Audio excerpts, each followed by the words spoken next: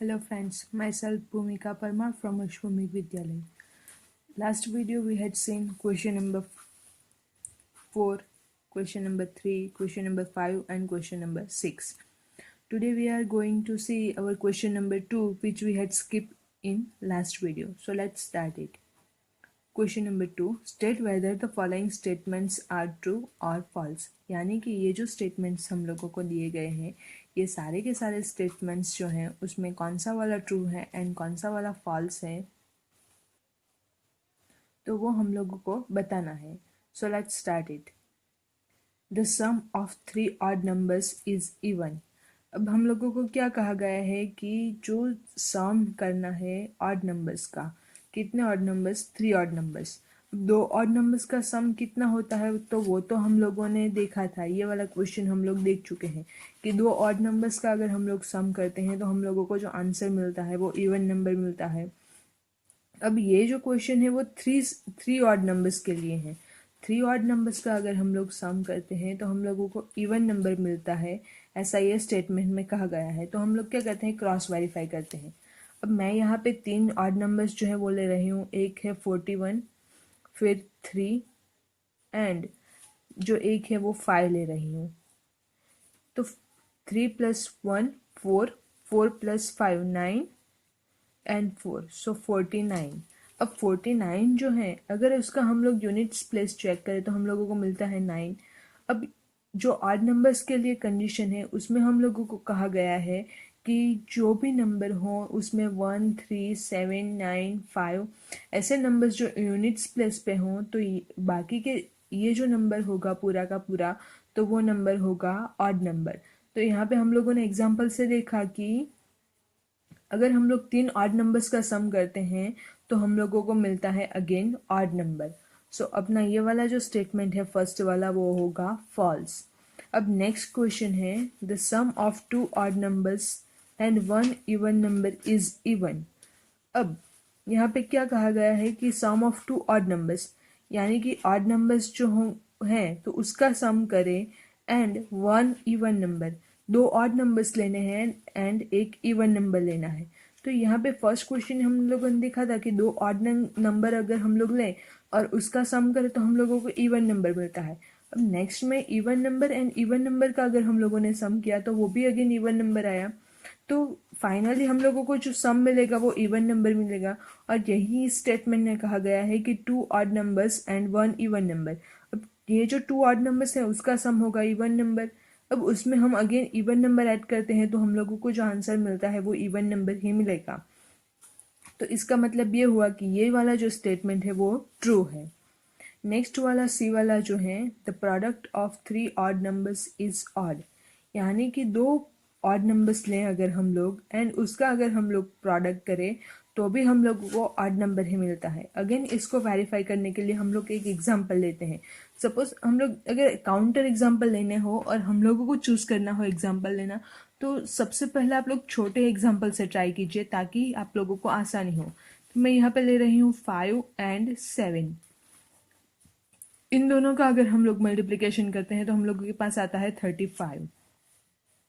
अब ये जो 35 है तो अगेन हम लोग देख सकते हैं कि 5 जो है यूनिट्स प्लेस में तो ये पूरा का पूरा नंबर हो गया ऑड नंबर. तो अगेन हम लोगों के पास क्या आता है कि अगर हम लोग प्रोडक्ट करते हैं 3 ऑड नंबर्स की तो यहाँ पे हम लोगों ने 2 नंबर्स की प्रोडक्ट थी. अब अगेन उसमें हम लोग एक नंबर और मल्टीप्लाई करते हैं ऑड नंबर. सो मैं यहाँ पे 3 चूज कर रही हूँ.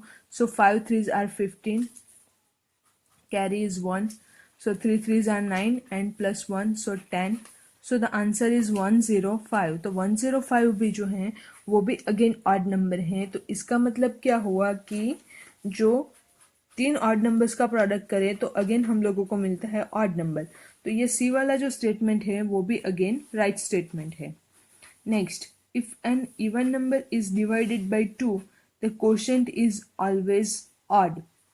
अगर हम लोग जो हैं किसी इवन नंबर को 2 से डिवाइड करते हैं तो उसका जो क्वोशंट हम लोगों को मिलता है वो ऑलवेज ऑड ही होगा. ऐसा ये स्टेटमेंट जो है उसमें कहा गया है. अब हम लोग लेंगे 24. अब 24 को हम लोग 2 से डिवाइड करते हैं. सो 2 1s are 2, subtraction, so 0, 4, 2 2s are 4, so again subtraction 0. तो यहाँ पे क्वोशंट में हम लोगों को मिला वो 12 मिला. अब 12 जो है वो इवन नंबर है, जबकि हमारे जो स्टेटमेंट में उसमें कहा गया है कि ऑलवेज ऑड नंबर ही मिलेगा, और हम लोगों को तो यहाँ इवन नंबर मिला. इसका मतलब ये वाला स्टेटमेंट जो है वो फॉल्स है. Next E, all prime numbers are odd, यानी कि सारे के सारे जो प्राइम नंबर्स हैं वो ऑड है. अब यह स्टेटमेंट भी अगेन फॉल्स होगा. क्यों फॉल्स होगा? क्योंकि हम लोग जानते हैं कि 2 is the smallest prime number and जो 2 है वो इवन नंबर है. इसका मतलब सारे के सारे जो प्राइम नंबर हैं वो ऑड होंगे. ये वाला स्टेटमेंट भी फॉल्स होगा. Prime numbers do not have any factors, prime numbers जो हैं उसके कोई भी फैक्टर्स हम लोगों को नहीं मिलते. यह स्टेटमेंट भी अगेन रॉन्ग होगा. क्यों? क्योंकि जो प्राइम नंबर है उसके दो फैक्टर्स तो हैं ही, एक 1 एंड वो नंबर जो खुद है वो उसका फैक्टर वो खुद ही है. तो इसका मतलब ये हुआ कि अगेन ये स्टेटमेंट भी फॉल्स है. नेक्स्ट है sum of two prime numbers is always even, यानी कि जो सारे के सारे प्राइम नंबर्स हैं उसमें से अगर हम लोग दो नंबर्स निकालें और दो नंबर्स का अगर हम लोग सम करें तो वो हम लोगों को अगेन मिलेगा इवन. तो मैं यहाँ पे क्या कर रही हूँ, जो 3 एंड 7 जो हैं वो दो प्राइम नंबर्स ले रही हूँ एंड इसका हम लोग सम करते हैं तो अगेन हम लोगों को मिलता है 10. अब 10 जो है वो प्राइम नंबर नहीं है, वो कंपोजिट नंबर है, क्योंकि 10 के जो फैक्टर है वो हम लोगों को मिलते हैं 1 2 5 10. तो ये जो सारे के सारे फैक्टर मिलते हैं तो इसका मतलब क्या हुआ कि ये जो 10 जो है वो कंपोजिट नंबर है. तो अगर हम लोग दो प्राइम नंबर्स ले लें एंड उसका अगर हम लोग सम करते हैं तो वो हम लोगों को इवन मिलता है. तो यहाँ पे हम लोगों के पास जो है वो यहाँ पे हम लोगों को मिला इवन, राइट. अब एक और एग्जांपल लेते हैं हम लोग.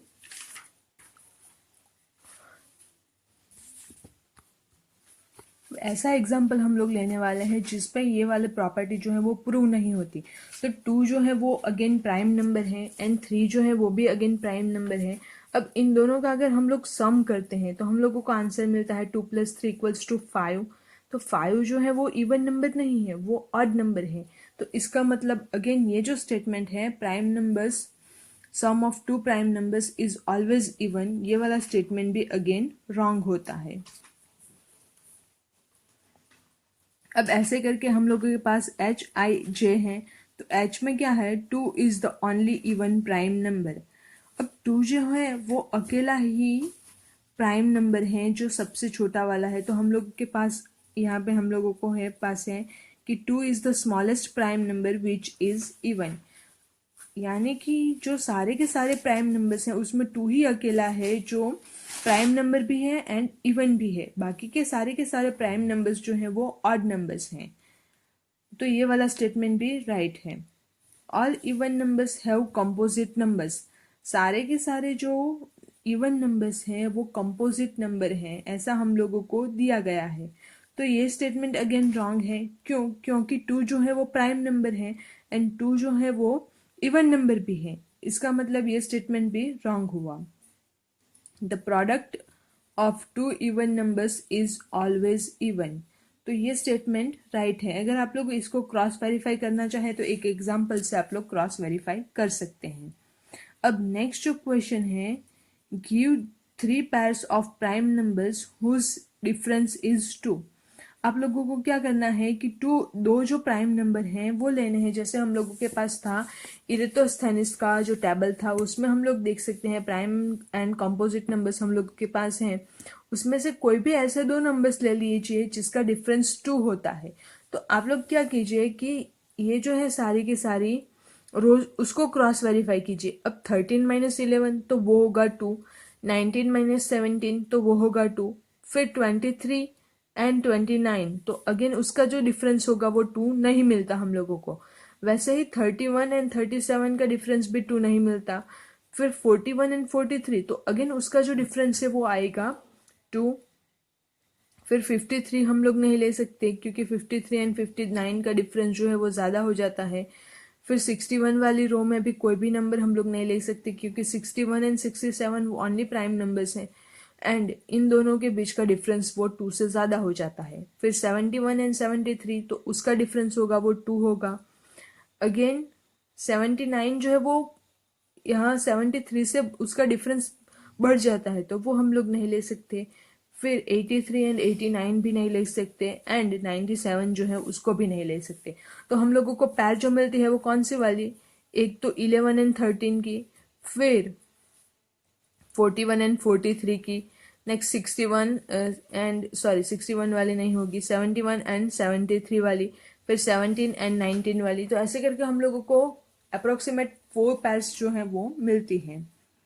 अब नेक्स्ट क्वेश्चन है, ये आप लोगों को होमवर्क में दिया गया था। 9th वाला क्वेश्चन है, right 7 consecutive composite numbers less than 100 so that there is no prime number between them।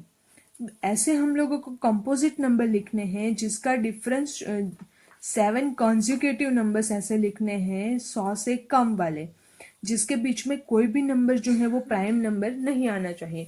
तो अगेन आप ये जो इरेटोस्थेनिस का टेबल है उसका यूज कर सकते हैं। तो यहाँ पे फर्स्ट रो आप लोग देखें तो उसमें कोई भी नंबर ऐसा नहीं है, मतलब 7 कॉन्जिक्यूटिव नंबर्स हम लोगों को नहीं मिल रहे हैं।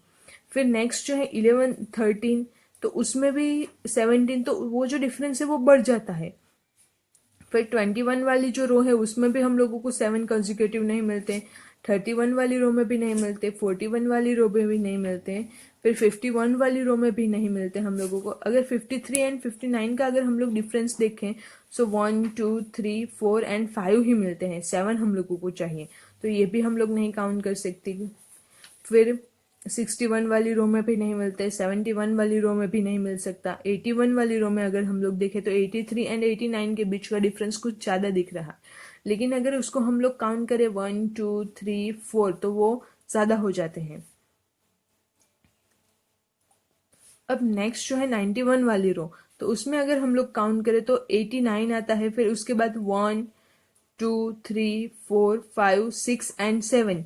तो ऐसे यहाँ पे हम लोग देख सकते हैं कि 89 एंड 97 जो दो प्राइम नंबर्स हैं उसके बीच हम लोगों को कंपोजिट 7 कंपोजिट नंबर्स मिलते हैं। अब कौन से मिलते हैं तो 90 91 92 93 94 95 96। तो ऐसे करके 7 कॉन्जिक्यूटिव नंबर्स जो हैं वो हम लोगों को मिलते हैं। अब इस एक्सरसाइज के बाकी के जो क्वेश्चंस हैं,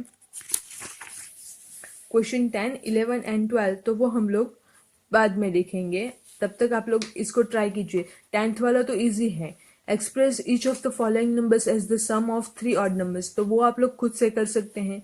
फिर लास्ट वाला जो है तो 11 वाला, right 5 pairs of prime numbers less than 20 whose sum is divisible by 5, तो वो भी आप लोग कर सकते हैं। जैसे आप लोगों को दिया गया है कि 3 + 7, अगर 7 इन दोनों का सम करें तो हम लोगों के पास टोटल आता है 10। 10 जो है वो डिविजिबल बाय 5 है। ऐसे हम लोगों की 5 पैर्स लेनी है, एक पैर यहाँ पे हम लोगों को दी गई है 3 एंड 7 वाले, तो ऐसे करके हम लोग को टोटल और 4 पैर्स जो है वो बनानी होगी, और वो ऐसे लेनी होगी कि जो सारे के सारे नंबर्स हम लोग लेने वाले हैं वो 20 से कम होने चाहिए। Next fill in the blanks, वो भी आप लोगों को खुद से करने हैं, इट इज़ इजी। अगर आप लोगों को इसमें कोई भी डाउट हो तो आप लोग मुझसे पूछ सकते हैं। Thank you.